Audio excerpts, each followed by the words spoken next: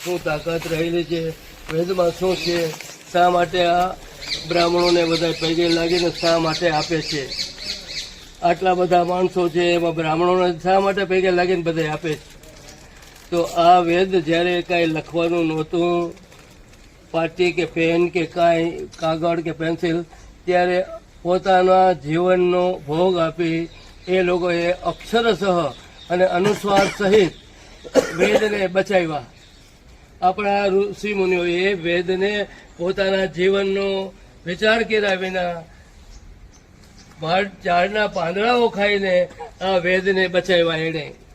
અને પછી એને પત્ર ઉપર ને ભોજપત્ર ઉપર ને સ્થાપિત કર્યા, નહીં તો મગજમાં જ રાખ્યા હતા બધાએ. અને એ રાખ્યા છે ને એના પુણ્યના હિસાબે આપણને બધા પૈકે લાગે છે. નકર આ વેદ આપણી પાસે ન હોત, એ પેઢી પૂરી થાત એટલે વેદ એ પૂરો થઈ જાત.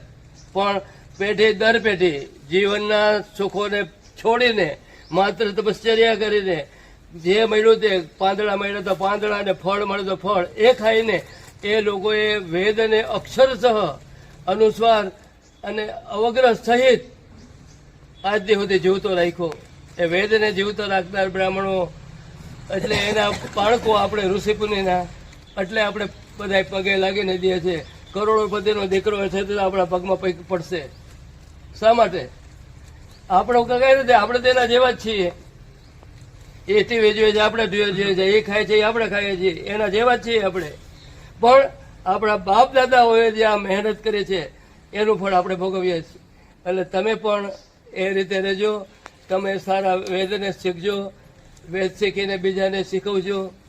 અને વેદની જેટલી ઉપાસના કરશો ને એટલું જ આપણું જીવન સફળ થશે. બાકી બધું નકામું છે. અમારા ઘણા વિદ્યાર્થીઓ આમાંથી ભણીને જાય છે ને પછી બીજું કામ કરે છે, અમારા કિરીટ ને બધા. એટલે મેં એ જ વાત કરી. મેં કીધું સંધ્યા છોડતો નહીં, ગાયત્રી મંત્ર છોડતો નહીં, સૂર્યને અર્ઘ છોડતો નહીં. એવું કરીશ ને તો તું જ્યાં નોકરી કરતો હોઈશ ને ત્યાં તારો સાહેબ છે ને એ તને પૈકે લાગશે. હું એકાઉન્ટન્ટ તરીકે હતો. અમારા આખા જિલ્લાના ઉપરી સાહેબ એને પ્રમોશન મળ્યું એટલે બધાને હાથ મેળવવા આવ્યા. એટલે હું ઊભો થયો ને મેં હાથ આમ કર્યો. મને કે નહીં, તમારો હાથ નથી મેળવો મારે. મને કેમ? મેં કીધું વાંધો છે કઈ મારી એ? નહીં કે મારે તમને પૈકે લાગવું પડે.